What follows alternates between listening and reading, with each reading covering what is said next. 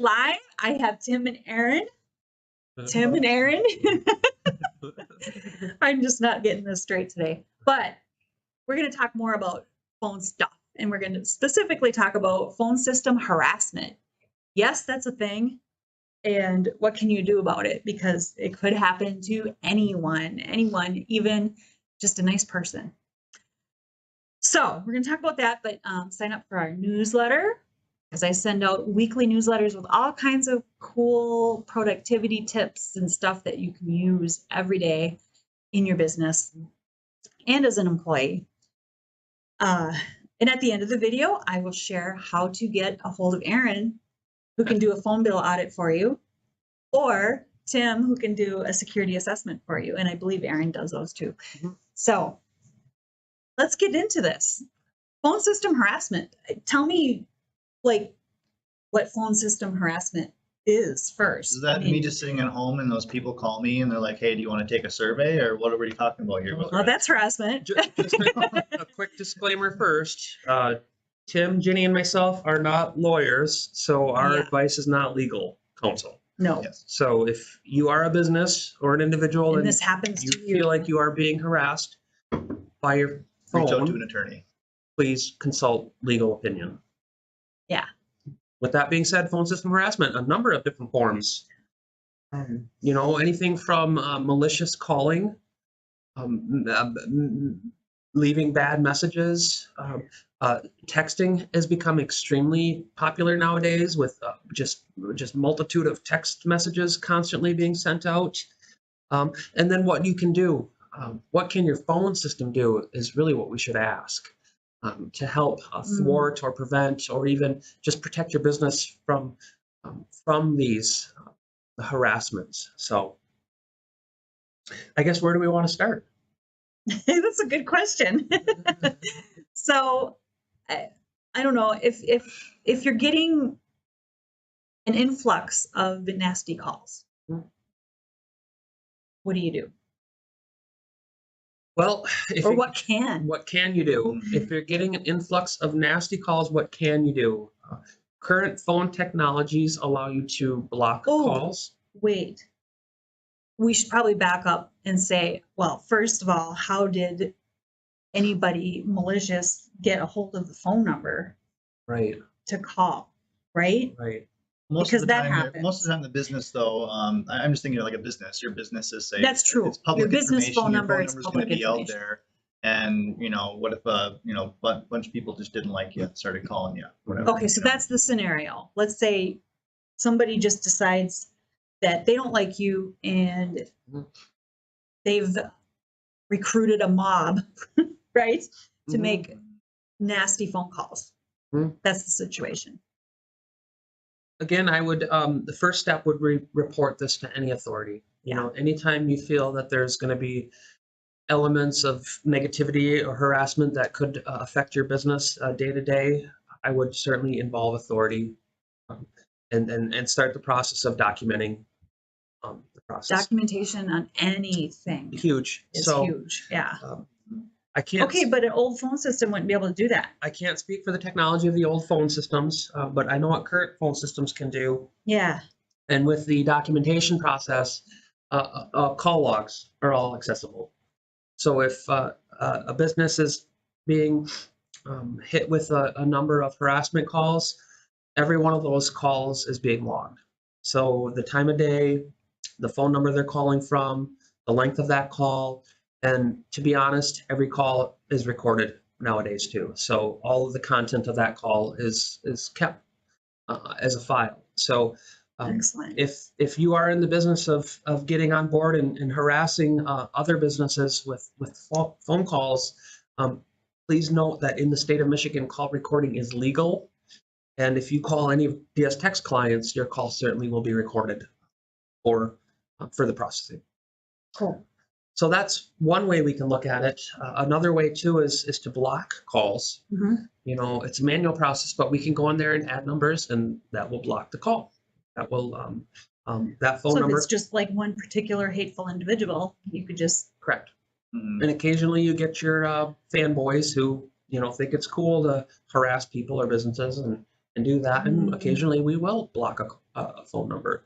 You know, that's just a quick fix or a Band-Aid because they could easily change numbers or spoof a different number. So what we recommend for those types of scenarios is a third party application we can apply, and that uses a sort of a national repository of known telephone numbers, and it will block calls from them ongoing. Again, it's kind of chasing the tail a little bit because you can never keep up with it because they can just change numbers. But what this does is it keeps that database living, and then continually updates and monitors, and it has proven very successful or mostly successful. So it's kind of like that Activated. no call database, kind of like that. Correct. It's a There's basically a bouncer to your phone system, and if you call that phone system, the bouncer's going to go through his list and be like, Yep. "You are known to be a spam number. You're not getting in the club," and That's- it blocks from getting to the phone system. perfect way to put it. And yeah. that's software that we have access to, We have to enable it. Again, it is a third party software, yes. but it is a service that we provide on our Correct, phone. That correct. is really It cool. is a bouncer. Yep.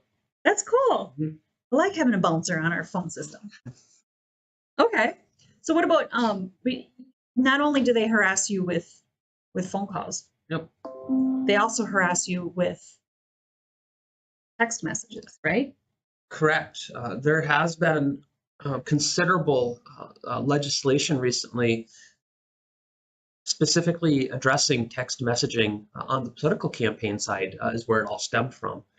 And any business who is going to register anybody who's going to register a phone number for texting Mhm. has to register the brand and campaign. That number will not be enabled with the data component unless it's registered. And then once it's registered, it will be monitored for abuse. And if guilty or caught, there will be substantial penalties. Interesting. Okay, So- so I have questions on this. See, I I've hope been you getting know the those answer. texts too, like donate to our party or whatever, on your Yep. phone. Basically, they're doing that too much or harassing or in a certain illegal way, I guess. Yeah. Is that meant to minimize that, or?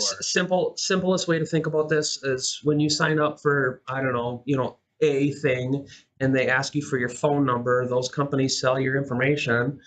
That information is compiled in large databases. Those databases then are given out to political candidates based on, Or demographics. That's how they get you.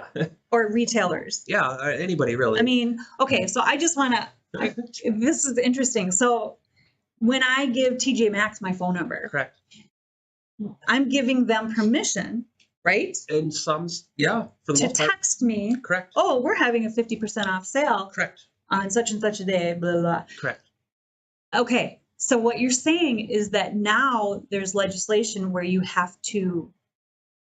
Yes. TJ Maxx would have to have permission Correct. from me to text me, So right? in order for a business to communicate with an individual on a business to person level, that initial text message must contain some wording to the nature of to opt in, select yes, to opt out, select no. Okay, text me no. That's brand new. If That you don't- just came out okay. within the last few To months. stop And receiving these alerts, please type some and stop or have been something doing it like all that. along, Okay. but in general, that is brand new, and that is to combat The spam, what we're just talking about. Correct. the harassment, the Correct. Text text messages harassment. are just as bad as like emails nowadays, where you'll get like a random Yes. text message, and if you click the link, you Correct. can get a virus on your phone. They're Exactly. spoofing So links and stuff.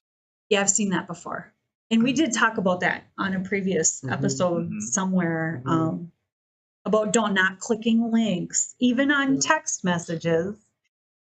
Like Amazon, for example, I might get Your a, Amazon package is running late. Here, click here to see the latest update. And you're like, I didn't order an Amazon package. What is this? Click. Oh, virus. uh-oh. yeah, you so know. don't do that. I almost did that this morning. Yeah. I had an email and I was like, wait a minute. I almost clicked it and then I was like, wait a minute. Did I order anything? And I was like, Mm-hmm. so what you do, and we did talk about this before, but what you do is you don't click the link. You go to your Amazon account, for example. Correct. Log into your Amazon account and check there. Don't click the link. If you're That got off topic a little bit, but no, we're going to circle back now. Okay. If you're a business and you may have experienced any of these symptoms we're talking about, harassment. Please contact DS Tech, consult with us. We will provide some reasonable Advice? recommendations. Yeah. Again, we are not legal counsel, but No. we do see the action. We are in the battlefield, so I'm more than happy to help and provide some paths of Kind of change. steer if you in the needed. right direction. Would that be a harassment assessment? Correct. I'm just curious. So now we can email No, Aaron for no. harassment assessment, phone bill assessment, and security assessment. I will not show up for harassment assessment. There's other businesses out there that do that kind of thing. But Sorry. certainly, we would be more than happy to take a look and understand, provide yes a direction if needed. Yep. And this is all very serious. So Yeah. again, if you do feel that you are compromised or your business may be in a position that Targeted. could use some advice, Yeah. Please take it very seriously. Yeah. Mhm. Is that it? Sure. You're good? Okay, think so. cool. So do email security@dstech.net for your free security assessment or your free phone bill assessment. Those two things. Yes. Make it a great day, and we will see you on the next episode.